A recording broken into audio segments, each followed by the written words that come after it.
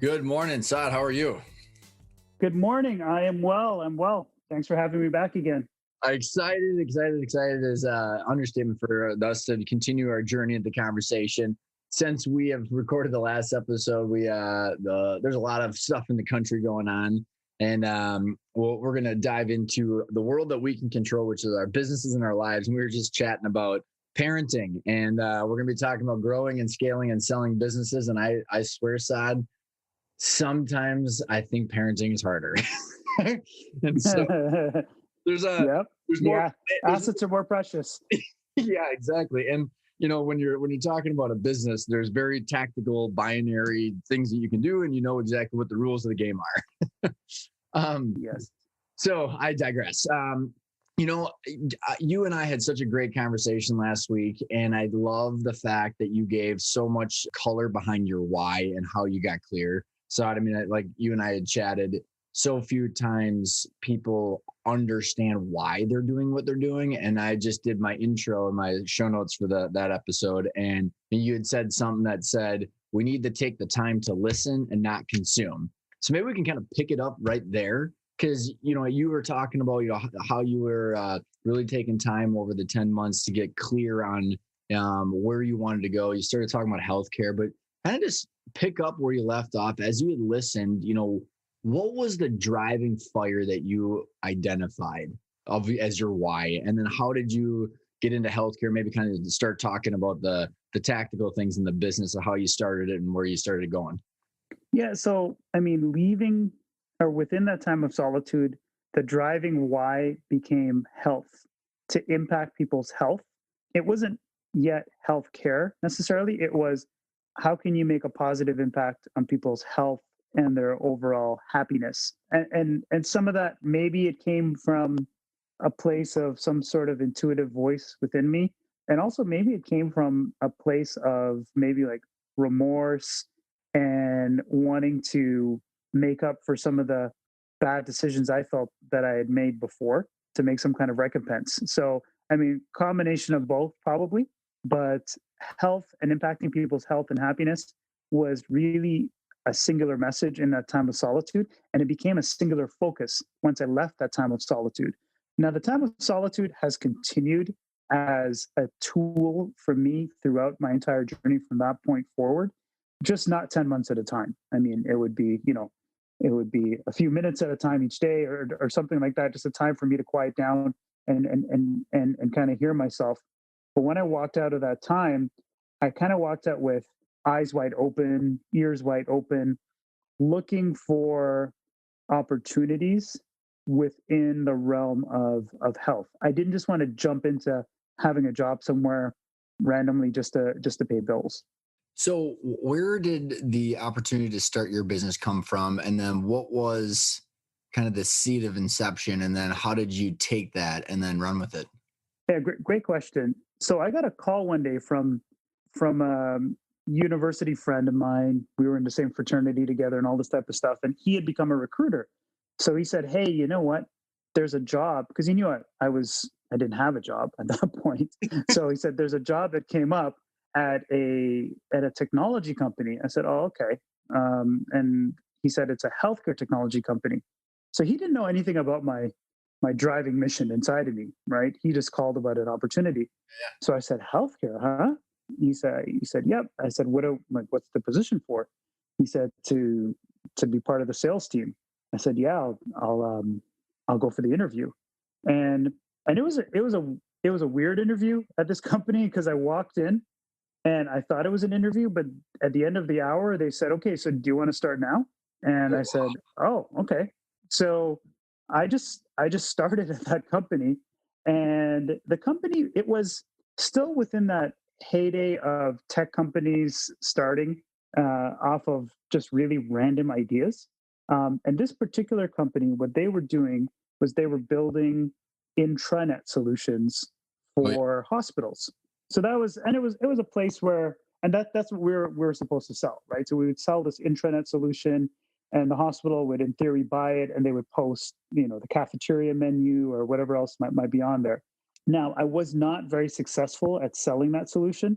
In fact, whenever I would And I was, I had a background also already, just for context, in tech and software sales, because one of my older brothers had an inside sales lead generation type company for tech companies. So part of my experience over the years had been working within my brother's company, learning how to sell technology. So it's something I knew really well. But one thing kept on happening every time I would get close to selling, to actually selling their particular product. The prospect would say, you know what? I don't really need that solution. I need something that does X. I said, oh, okay. And I kept on hearing that idea over and over again. So I just wrote it down. And then I went to the head of engineering and I told him, I said, whenever we do luck out and sell something, what's the feedback you're getting from the customers? Because this company at that time, they didn't have customer support, client success, anything.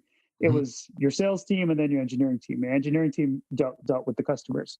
Oh boy. So he said, you know what? So he said, it's interesting. The customers are really frustrated. I said, why? He said, because they're trying to get this intranet solution to do something else. I said, what's the something else? And he told me. And I said, that's the same thing I'm hearing on the phone. So I went home and then I came back the next day and I went to him. His name was Josh.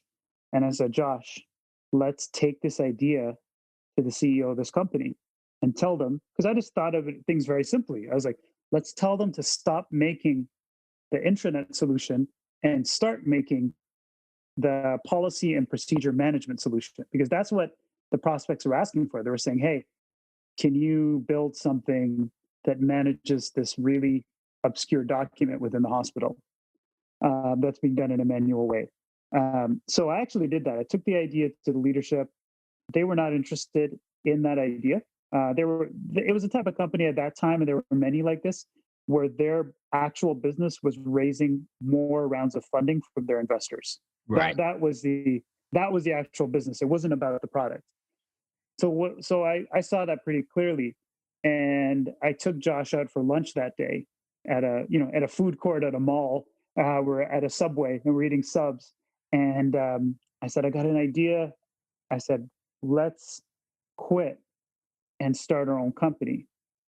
And he said, quit. He goes, I don't even know how to quit.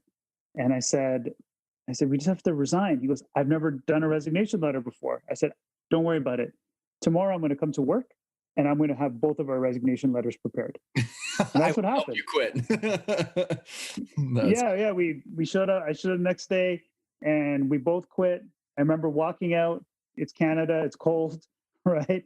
And he turned to me and he said, where are we going to work? Because at that time, co-working spaces, WeWorks, like all this type of stuff, co-location space, they weren't around, right? It's like, if you have a business, you need an office.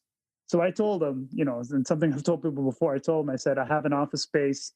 It's 24/7 access. There's a caterer, there's a gym, there's everything. And he said, where's this place? I said, in my mom's basement in Scarborough. I said, she's the caterer. She's going to cook for us. There's a couch down there in the basement. You can sleep. I said, I got my old weight bench. We can lift weights. And that's how it started. That's awesome. It's such a good, it's back to the roots, right?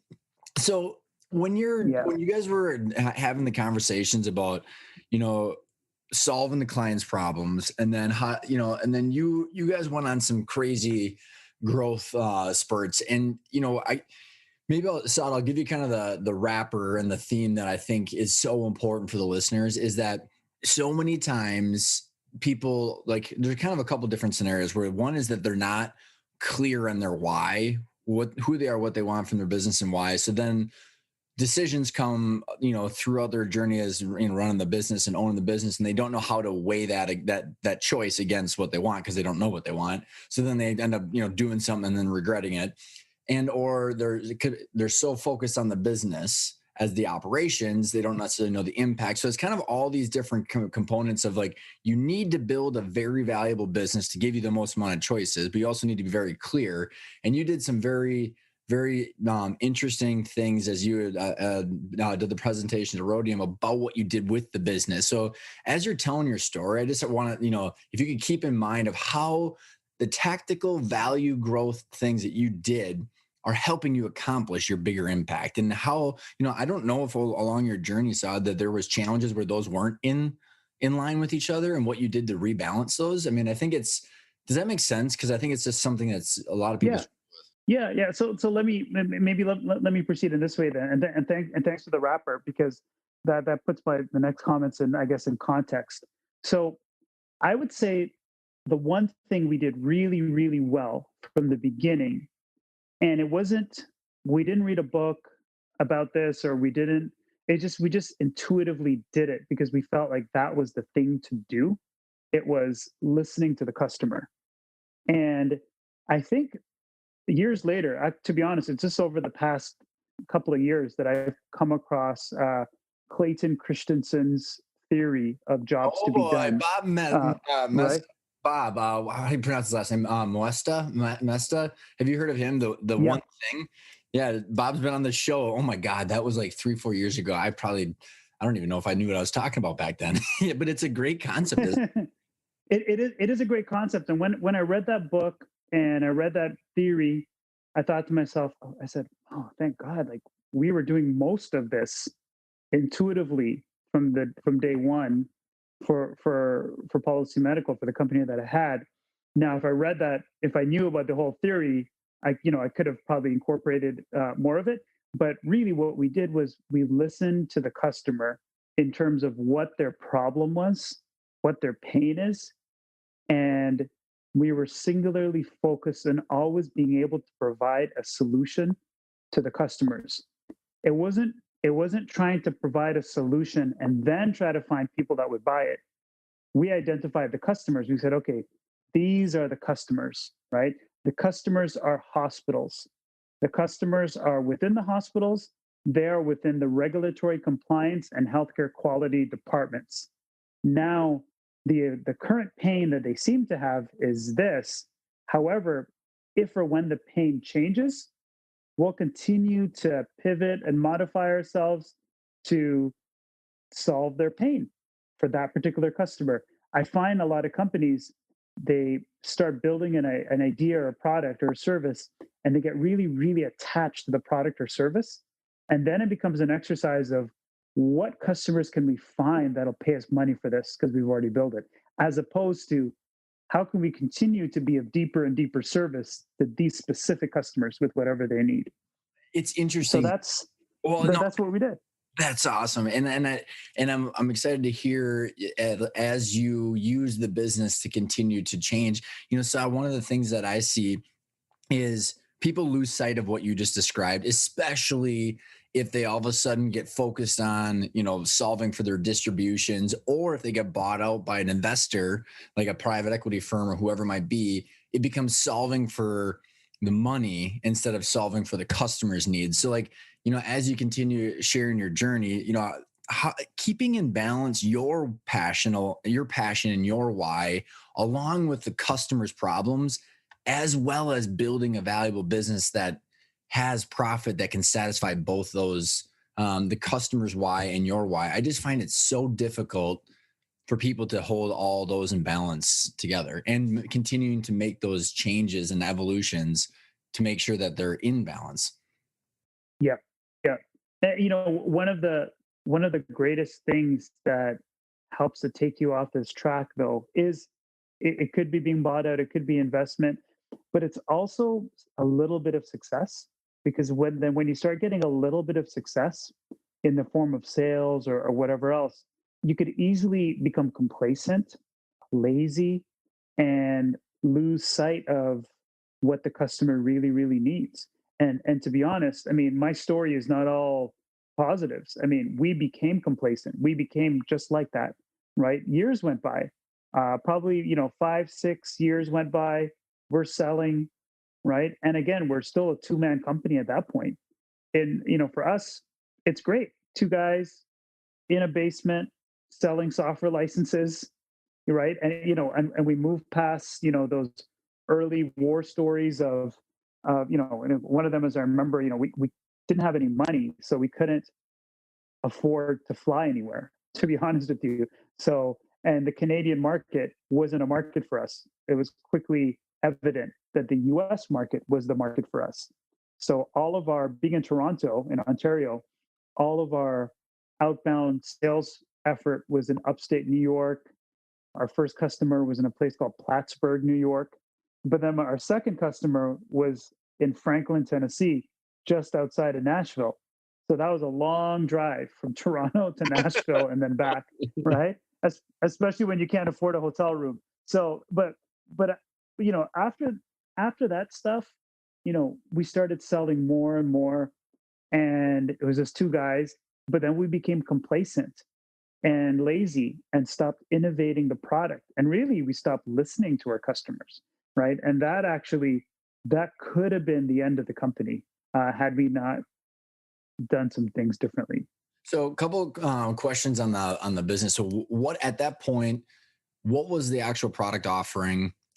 And then what triggered you to get uncomplacent? If that's even a word. But is like, so what did the product become and then as you were complacent, what did you do to get out of that rut? And then how did you think about the business and delivering the needs to the customer while creating what you guys did with your tech and your offering from what you had described in the roading was very unique, especially at the time. So I'm just trying to think about like how, if you kind of shed some light on a couple of those milestones. Yeah. So the product itself, there was one product at that point, and it was called Policy Manager. And Policy Manager, what it did was exactly what the name says. It managed the hospital's policies and procedures. And and really the main driver for us was simply, in the United States, hospitals have the option to sign up with what is called accreditation agencies. If they sign up with an accreditation agency, they are now on the hook for an annual unannounced inspection by this agency. Now, this agency has the power to shut the hospital down, to fine them, to do whatever. And you might ask yourself, why would a hospital sign up for this? Because if they sign up for it and they attain a higher level of certification and healthcare quality for the hospital, they get a higher amount of Medicare and Medicaid reimbursement from the government. So that's why over 75% of the hospitals in the United States sign up for these agencies. Mhm. So that's what the product did, is it managed the policies, because the policies are derived from the documentation called standards that the accreditation agencies put out. But it was, back then there was a technology called Cold Fusion. It was owned by Macromedia, and it was a simple tool to code in. It was fast, and Josh was the coder. I was everything else. And everything was on premise, meaning that when we sold a software license to a hospital, we physically had to go to the hospital wherever they were. And I would spend the day training the staff in some boardroom somewhere. And Josh would be in a server room with a parka on because it's air conditioned, with a bunch of CDs, installing the software there. And that's what it was. I'm mentioning all of this because what I'll share next with the reinvention of the company, I'll come back to some things that almost killed us along the way. But to answer your question, what forced us to change was, when I wouldn't say us, but what forced the company to change. Because whenever I look at a company, even if it's my own, I look at it as a different person, separate from me. Yeah. Right. So what forced the company to change was the business divorce. So Josh and I decided to part ways because we saw the vision for the company differently. And it wasn't that one of us was right or wrong or good or bad. It was just different. He he was quite happy keeping a small amount of clients that him and I could take care of, and it's keeping that going just to provide for him and I. And I wanted a high growth, high impact, highly scalable company. So we ended up parting ways. I bought him out after about, quite a few years in business. It was 2000 2009, 2010, around there, right? Also, we were also still trying to survive at that point because of the 2008 economic downturn as well that the US was going through. So all of that was happening. Like there was a bit of trauma to the organism of the business, meaning partnership breakup, some bad economic times, things are kind of at a low point. And then I found myself in an office with 100% of the company with a complacent product. And I had to ask myself, what am I going to do? And the main question I asked myself is, do I still want to do this?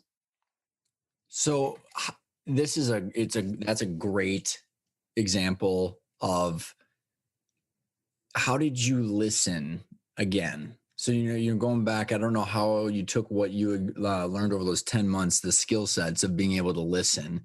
So now, if you think about what we had said earlier of, okay, you got this listening to the customer. So now you've got these compliance managers at hospitals, and then you've got your big passion about helping or, wanting to make an impact on people's happiness and health. And then also you've got a cash flowing business. How did you what process did you go through to realign the delivery of the company and those visions of your making an impact in people's lives? Yeah, two things I use. One, I went back inside myself through different forms of meditation, I would say. I learned and I honed a specific type of meditation over over the years of the business that I relied on and still rely on to kind of go inwards. And then also, I have a lot of people come to me actually because they know I'm into meditation. They ask me, what's a great form of meditation? And I always tell them, I said, whatever it is that you did around 12 years old, that brought a lot of joy to you and allows you to lose track of time. For some people, that could be, I don't know, playing like retro Super Mario Brothers. For me, it's shooting hoops on my driveway. So I went inside to kind of see what it is I wanted to do, and I reconnected with that idea, that vision of impacting people's health that I uncovered in the original time of solitude. The other thing I did was I started to seek mentorship, and I encountered a friend at a casual personal barbecue, and he had just exited his company through a great exit. And we were chatting, and I asked him, I'm like, what was the biggest thing that made an impact for you in this journey? And I said, don't tell me the regular stuff that everyone talks about. Tell me something I don't know. So he paused and he said, mentorship. So we chatted that evening about his mentorship story.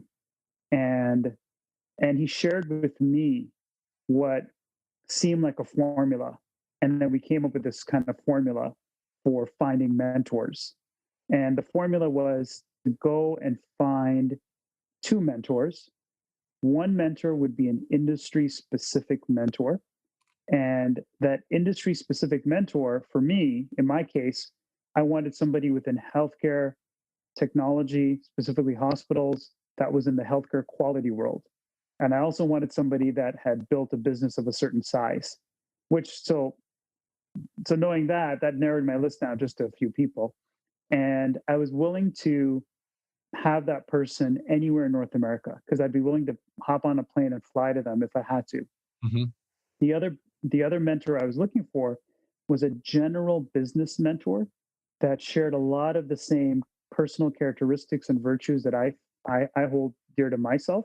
And I wanted that person locally within my city, in my case, Toronto. And I wanted somebody that was running a business at a much, much higher level than the industry specific mentor. And there's a bunch of reasons for these types of things, these types of criteria. But that was my approach. And employing some Napoleon Hill Think and Grow Rich affirmation type stuff, I became singularly focused on trying to find these mentors. And within a few months, I found my mentors, and though they had a huge impact in helping me turn the business around and create like a 5 to 6 step process of restarting the company because the company needed to essentially be restarted all over again in every single manner to take it from what was teetering on virtual bankruptcy to the exit we ended up having. So I want to unpack that part of the journey too. So what were the outcomes after going through that process? Maybe kind of shed some light on that process of reinventing the business because, I think when people listen to this show, so, they're anywhere in that journey. And then, even if they're on their way, taking a step back, listening to what they should be doing and why, and then, even going, kind of assessing this process. But how did you like what was the outcome? So what were the process, what were those steps? And then what did you end up doing with the business? And then we can kind of get through to the exit. I know we've only got 20 to 30 minutes here, but just kind of curious on how you want to go about this because I think it's important because most people haven't gone through this stuff intentionally, which is the whole point of the name of the show. Yeah, no, I think we have more than enough time to actually go through this. So first of all, like I really want to highlight, if I had an actual highlighter on mentorship, I think that's one of the greatest shortcuts you can give yourself in business, finding the right mentor. I also believe that there are a lot of mentors out there that people think are not accessible and would not be up for mentoring them, whoever it might be. But that's actually not true because a lot of mentors, they're just not asked. People don't ask them to be mentors. And and also a lot of mentors need the mentee because they need them to impart knowledge and they also need them in a weird way to make amends and make good for mistakes they felt they made in the past through the vehicle of the mentee. So both sides need each other. So I encourage you to go find those mentors. Yeah. So that was huge. I will say that I got some great counsel from my friend on how to be a great mentee. And me myself being a mentor these days, I see what makes a good mentee and what makes a poor mentee. And the number one quality for a great mentee is responsiveness, proactiveness, and showing that you're listening to what the mentor is saying. So to kind of transition into how we saved the business and we launched it and we started it, Mhm. one of my mentors brought to my attention that I have not physically face to face visited most of my clients in years. So I thought, oh, that's true. So then what did I do? I got a bunch of moleskin notebooks. I call this like the moleskin phase of my life. And then over the course of 3, 4 months, I went on the road, which was really tough because at that point I was married. We had our first few children, and there were a lot of other life pressures at the same time. But I went on the road, and I remember this particular mentor trying to get a hold of me, and he couldn't get a hold of me. And then one day I picked up my phone, and he said, "Where are you?" And I said, "I'm in Norman, Oklahoma." And he said, "What are you doing in Norman, Oklahoma?" I said, "I'm visiting a customer." And I said, "This is like visit 200." He said, "What?" I said, "You told me I have not visited any customers in a long time. So I'm trying to visit every single customer." And he said, "What are you doing at the customers?" And I said, I'm asking them how I can make the product truly great. And I'm also asking them what's gonna what kind of service do we have to give you so we're the most unforgettable vendor you've ever had, right? And I'm writing down all those ideas. So that all those ideas became the blueprint to save the business and actually make it flourish. When you were hearing feedback from the customers, because I think there's a couple of things I want to highlight. Is one is that you're paying attention to bringing value to the customer, so you're truly listening to the things that they need. At any point when you were hearing things, Saud, did it not align with your personal mission? No, it was all in line because I mean it was all within essentially how to make healthcare better, right?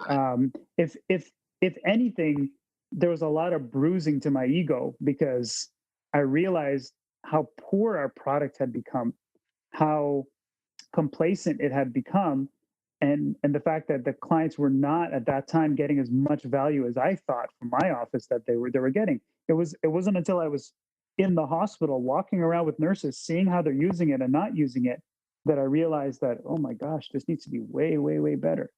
So then, what was the feedback that you heard, and what were the things in the business that you did to make it flourish?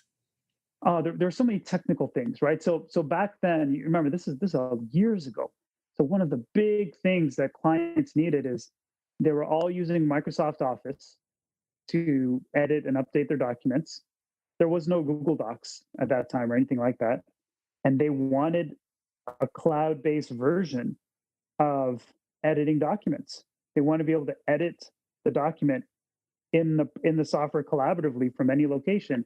Yet, being healthcare, especially US healthcare, they wanted it done in a way that was highly secure and wasn't in the cloud, right? So this is it was a big predicament. But when I came back, the first phase of reinvention for the company was rebuilding the product. I realized that refactoring our existing code, adding edits, updates, bug fixes, none of that would work. I had to essentially throw the existing product in the garbage, so to speak, rebuild a brand new product and migrate everyone over to the new product. And I realized that I had to risk it and create the new product exclusively for this new thing back then called the cloud in this really weird new offering called AWS. Right. So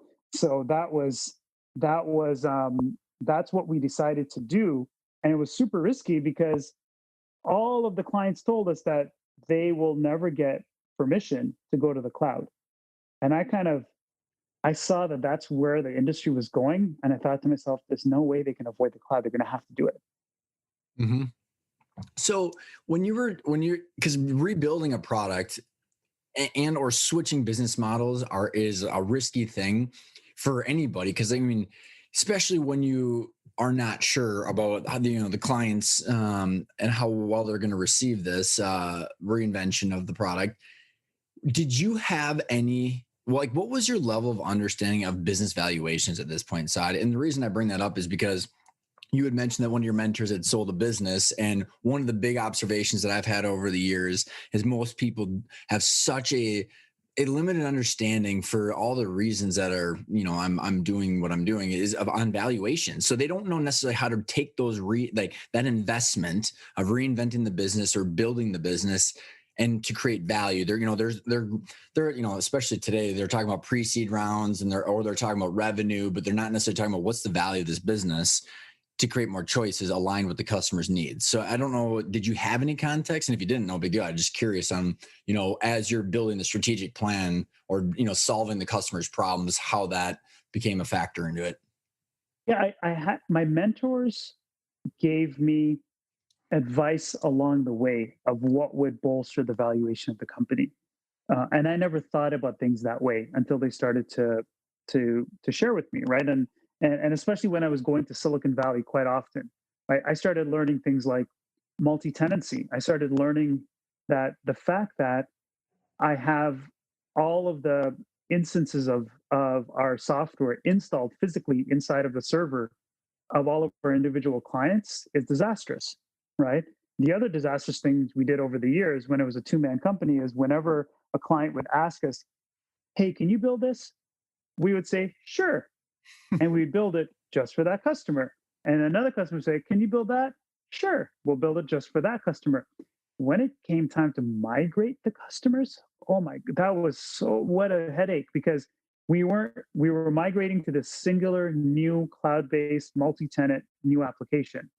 However, the migration scripts and everything else we had to write were like 100 different ones because there were so many different versions of the product we had to migrate from. We're actually really, really lucky that we hadn't scaled too large. We were only in the hundreds of clients at that point. If we were larger, we wouldn't have made it. We would have just folded, bankrupted, and it wouldn't have happened because we wouldn't have been able to migrate everybody. And then the other thing that a lot of people don't realize when you're doing a technical migration like this and rebuilding a product and moving clients over, there's the technical migration, but there's also the contractual and financial migration as well.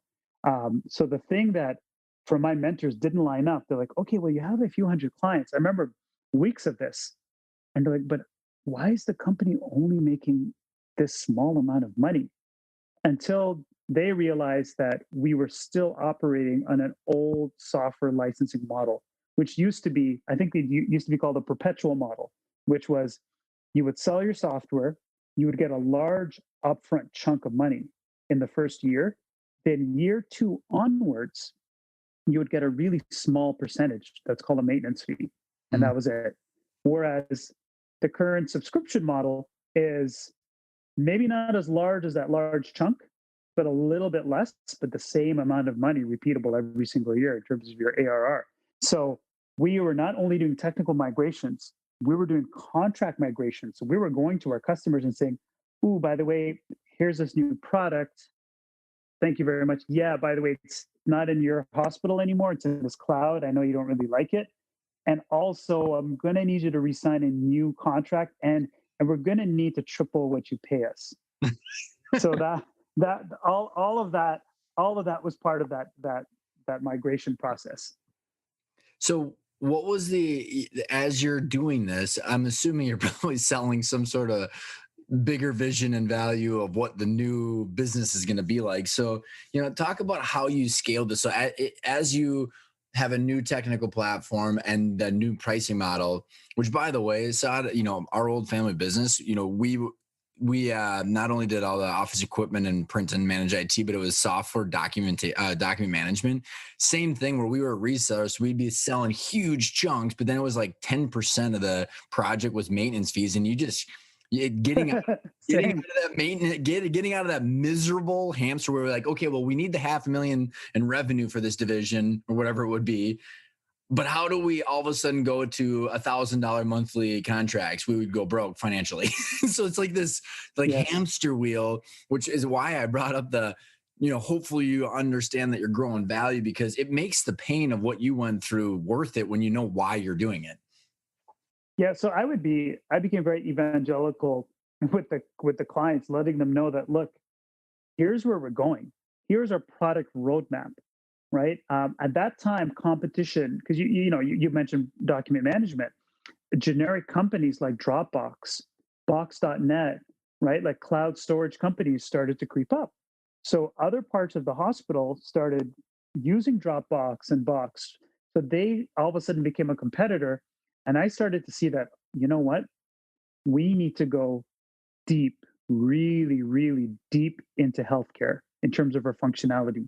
We need to innovate in a way that it would not make any sense for a generic cloud storage document management company to actually innovate.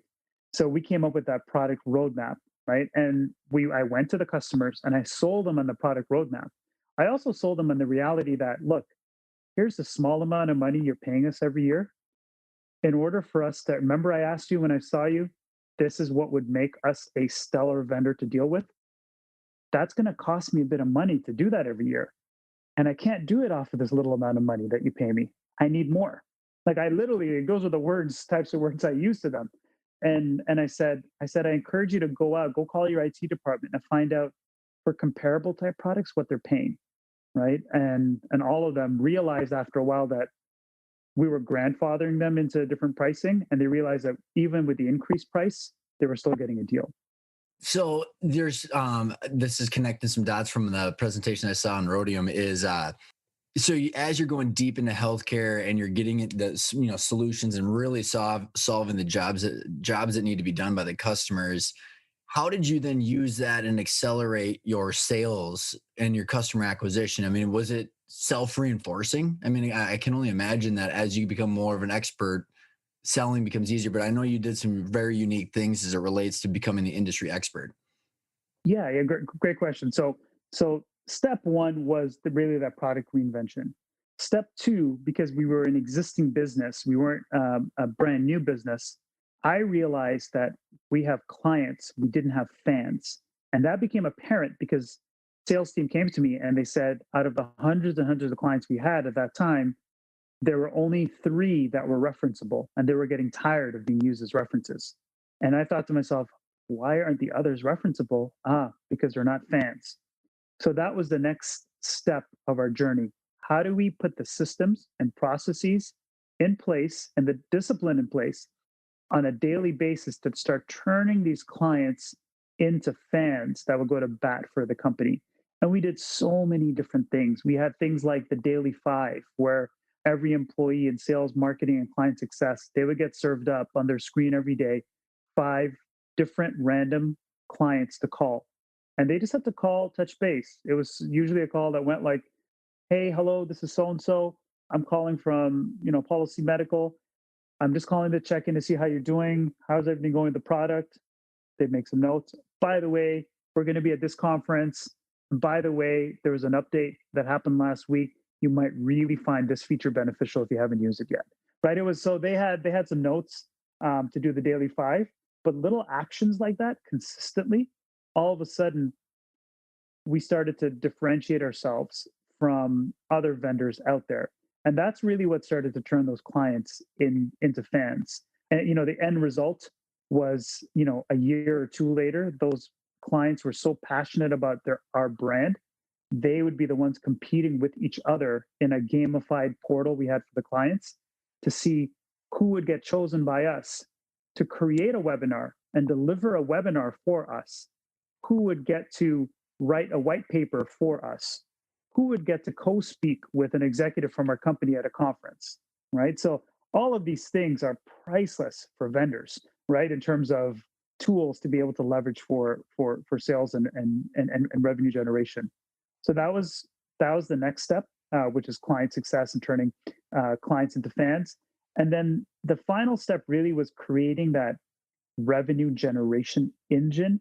And that came from me realizing that what I did in the early days, which was cold calling and outbound sales, that wasn't as much of an emphasis anymore.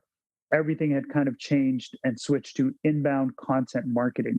So I actually went on this whole project of, I called it becoming the Wikipedia of our space, where I wanted our website to be the Wikipedia for our sector.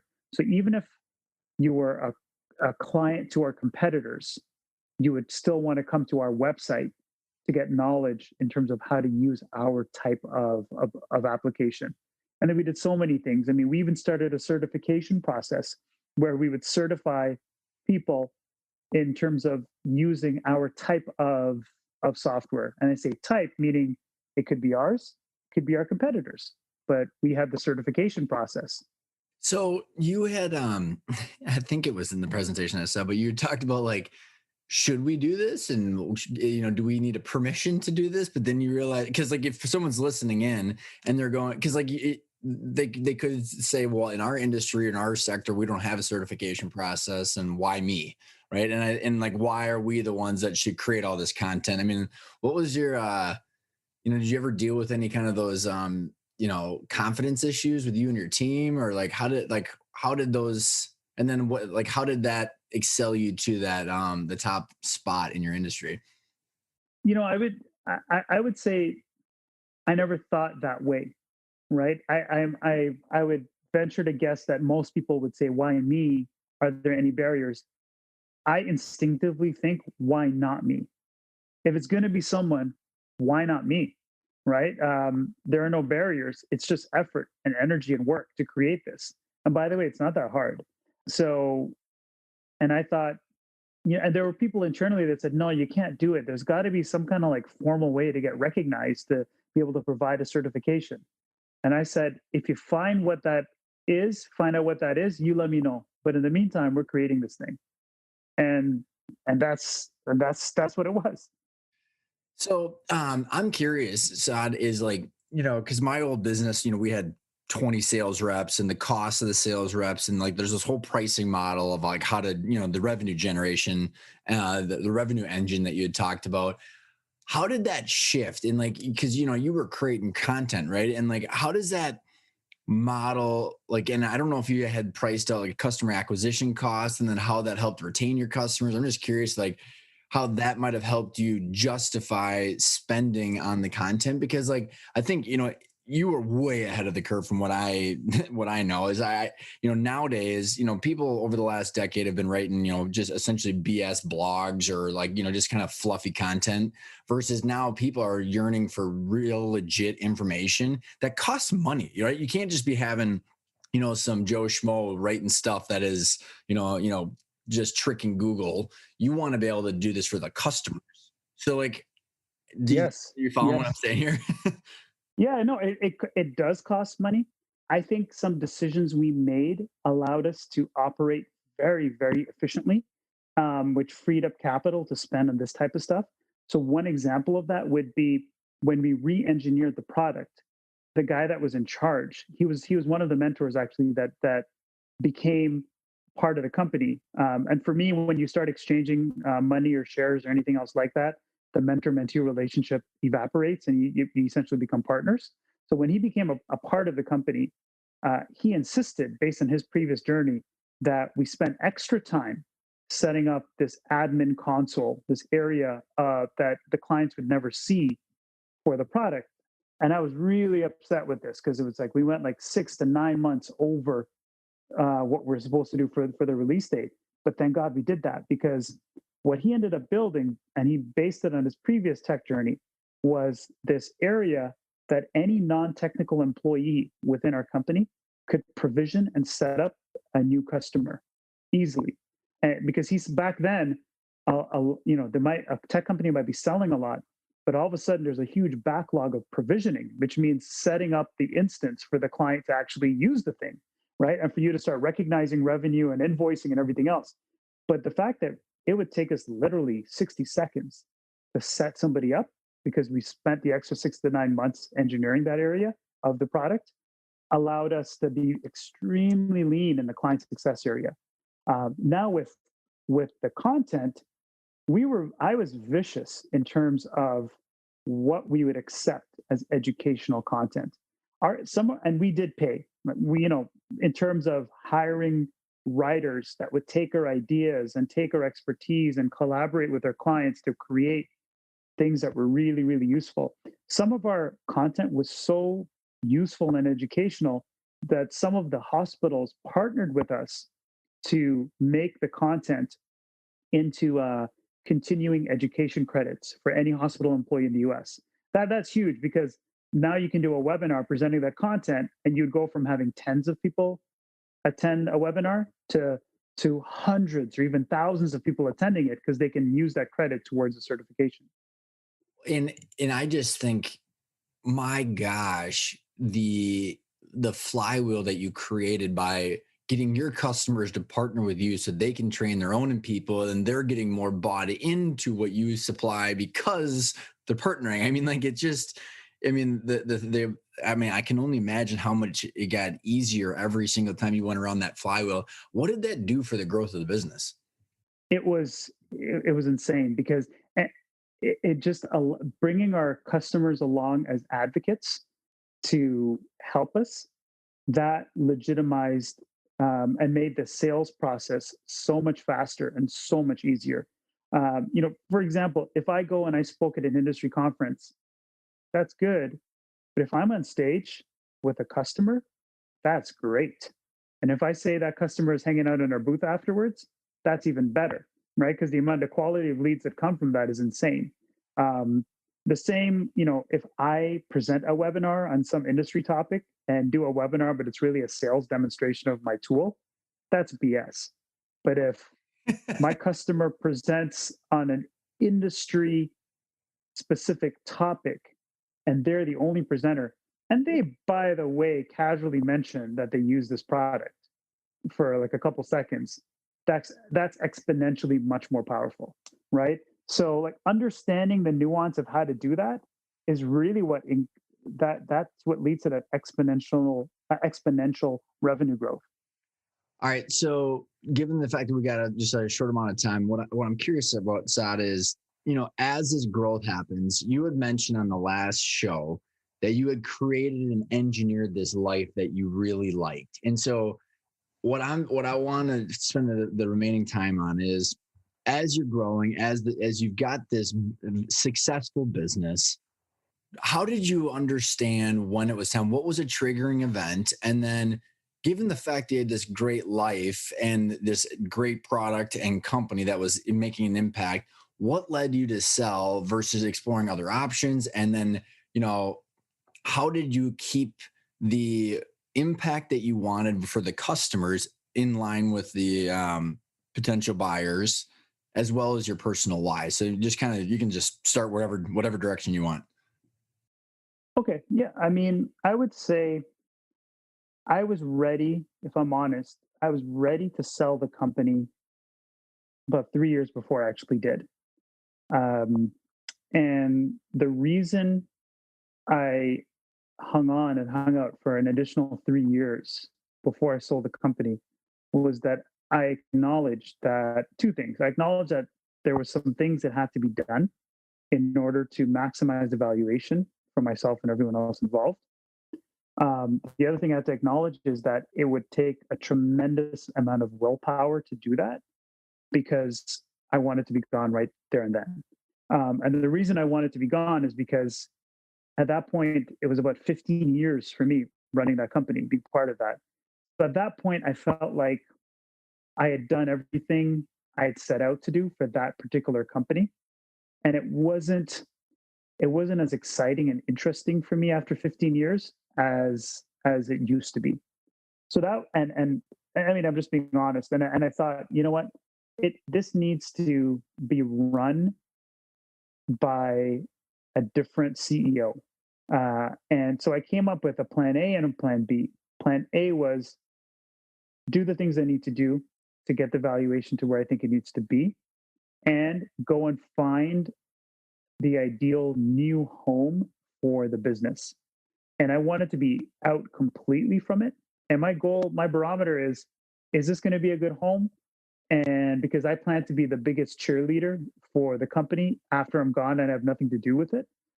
So that's what I look for. If I couldn't find a new home in the sale of in the form of an acquisition, my plan B was hiring a CEO that would replace me, and I would move into sort of a, continuing on as a chair of the board position.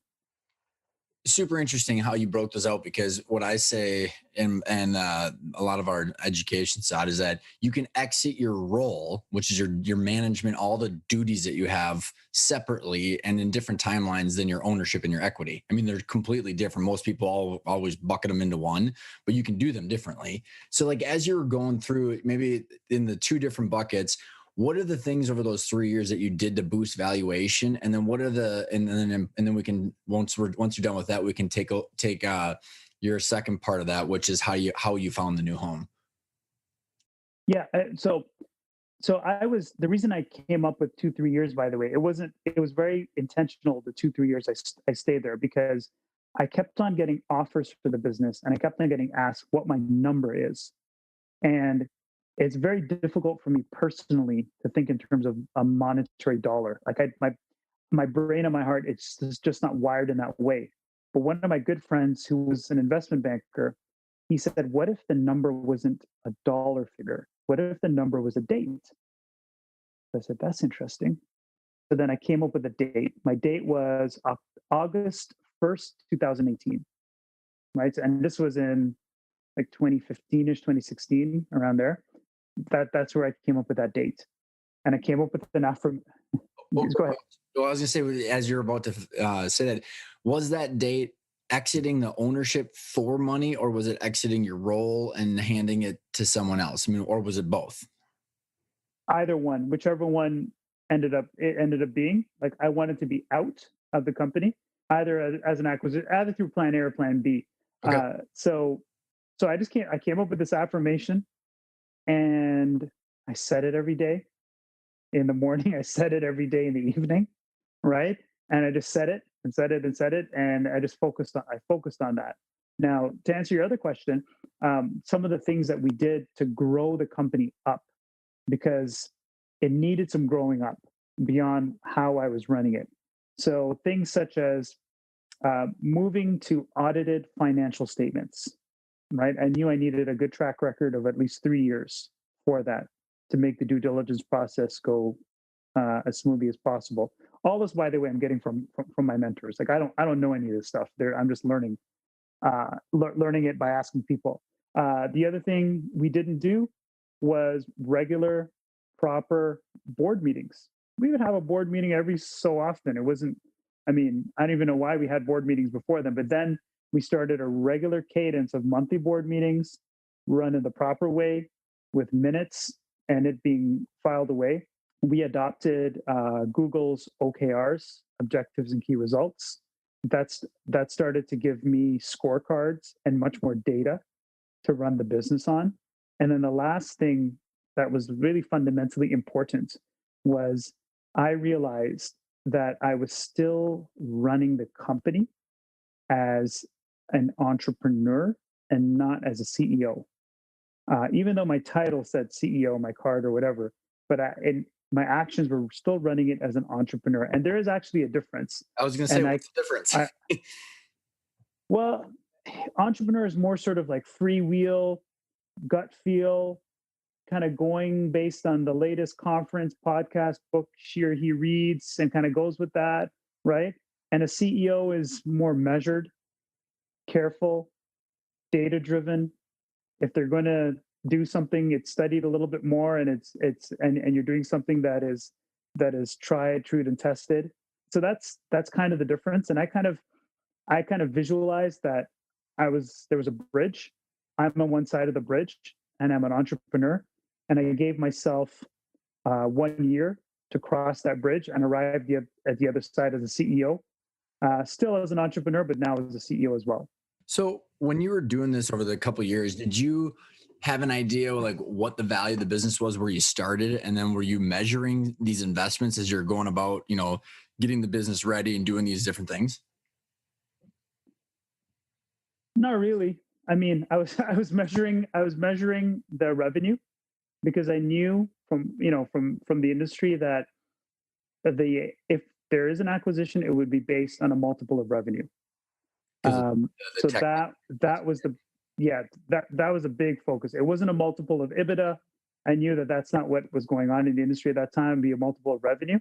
So it was all centered around what can we do to exponentially grow revenue.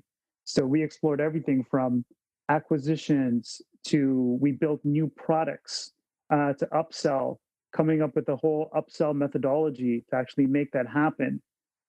It was all very product focused. I was very, very weary of creating too many revenue lines around professional services because I knew the valuation would not be as coveted as product recurring revenue. Yeah, Yeah, that makes a ton of sense. Completely agree with that. As you were then, tell us a little bit about the triggering event and when you decided to take it to market. Did you use an investment banker? And then how did you use, like, what decision making process did you go through to pick the new home? great question. So I didn't know a whole lot about how the process was run, other than anecdotally from people close to me. So the first thing I was told is I needed an investment banker. The big problem I had is I didn't know what an investment banker did. Yeah. Um, you know, I was like Kramer in a Seinfeld episode where he kept on. If anyone's watched that show and seen this episode where Kramer walks around the episode telling Jerry Seinfeld that this is a write off and that's a write off.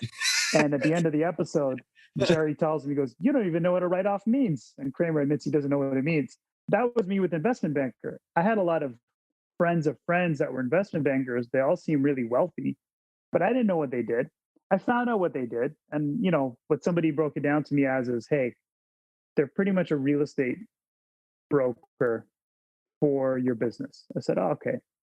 So then I got really specific. I came up with the criteria for the investment banker, and it came down to two firms slash two guys. I wanted somebody that had done a bunch of deals in healthcare, software specifically, a good portion of regulatory compliance deals, and somebody that was licensed on both the US side of the border and the Canadian side, because I was a Canadian company, right? So I just felt more comfortable having an American investment banker that had already sold Canadian businesses to US acquirers. Mhm.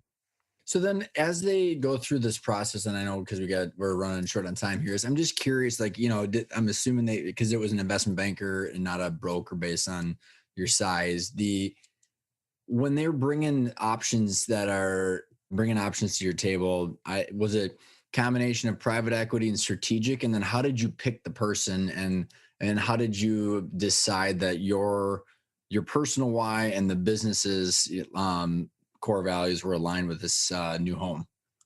Yeah, I mean, in terms of the list of acquirers, there were quite a few on that list. It was more private equity companies, strategics that were actually private equity backed, right? And there were a small amount of strategics on the list as well, but a lot of PE money. Um, in fact, the top bidders for the company were the people that were reaching out to me and that were talking to me for a good year before I even brought in the investment banker. So, did the investment banker bring new leads? No, not at all. However, he brought such great value in terms of the negotiation process because he had dealt with these people before and everything else. So, that was really his value and the makeup of the people on the actual list. So when you talk about the negotiation parts, what were some of the hangups? What would, if you're thinking, if someone's listening, and we've talked a lot on the show a lot about and not just on yours but on my other episodes of all the deal structures and all the different parts of this, but like in your situation, were there things that you had learned or ahas or things that you want to relay to the listeners that they got to be paying attention to? You know what? I'd say one thing. I think it's know who you are, because for me, at the end of it all, for those of you that don't know the greater Toronto area, there's a little suburb called Scarborough. Scarborough, actually, lots of people are from Scarborough. The Weekend, like Myers, like lots of people are from Scarborough. But it's also the hood, right? It's a lower income, rougher area. So at the end of the day, I'm a kid from Scarborough. So Mhm. what I ended up doing was I wrote on a little piece of paper my deal makers and breakers, three criteria, one, two, three, and I put it in my wallet. And whenever pressure would come from my team of the investment banker, tax accountants, lawyers, blah, blah, blah, and the other side, I would pull out my paper, look at it, and I would tell whoever on the conference call or in person, I said, look, I'm just a kid from Scarborough. I know you're telling me this is not the norm. This is never done in the industry, but I'm not doing a deal unless I get these three things here: one, two, and three. Mhm. And many times they ask me, well, what are you going to do if you don't get it? I said, I'm just going to put my pencil down. We stop this process. I continue running my business. And I was dead serious about that. And my first criteria was all cash, no holdback, no escrow, nothing, all cash. Second is fast transition. I wanted to be out in 6 months. And the third was they have to take my Brazilians. My entire engineering team almost was from Brazil. And it's a long story for another day in terms of how that happened. But these guys, they didn't just fly from Brazil to do some engineering. They uprooted their lives, left the bad situation, flew to Canada, were on the path to becoming citizens, all this stuff, right? Brought their spouses and everything else. But a lot of the acquirers, they started making comments earlier that, there are a lot of synergies with our engineering team over here. We can just get rid of that engineering team. That meant that these guys would get deported. So part of my deal was you have to honor the immigration process we already started. You got to take the Brazilians. And whenever any of those things would be questioned, I that's where I'd be like, okay, I think we're done here.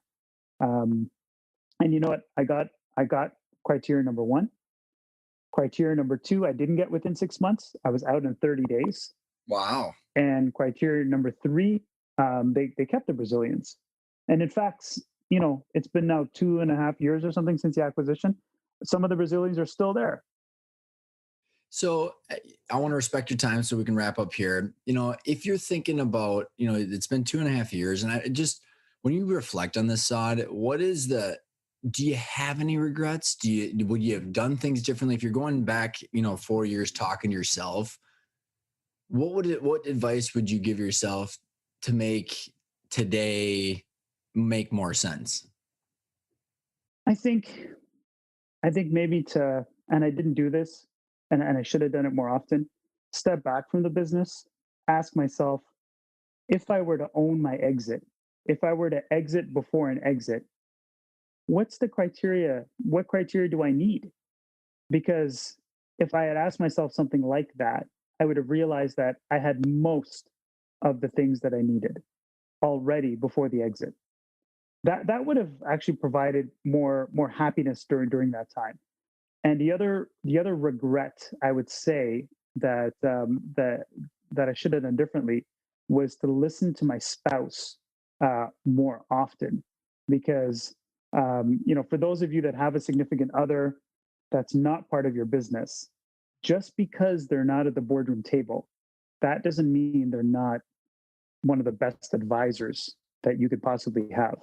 Because she told me all sorts of things over the years that I didn't listen to.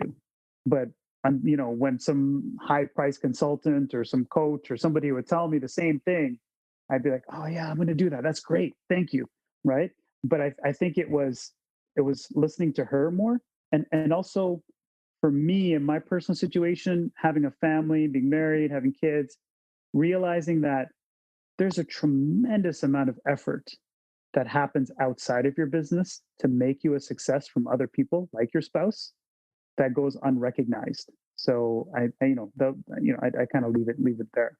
I think it's a great piece of advice. Well, I know we're done. We could probably keep going, man. I enjoy this so much. The last two questions, just to make sure we put a wrapper on this, is what does the word intentional mean for you?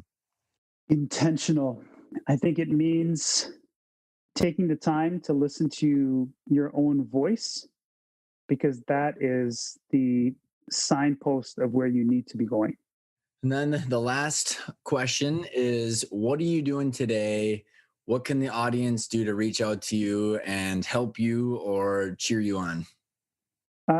These days, I'm doing two things. One, I'm gearing up to start a new tech company, and in the area of tech, I'm also, coaching, mentoring a bunch of tech entrepreneurs, and I'm writing quite a bit based on my experience. So if anyone has any ideas based on things I may have said in this interview that you'd love for me to write more about, I'd love to hear from you. I mean, you can find me on my website, which is www.saudjuman.io.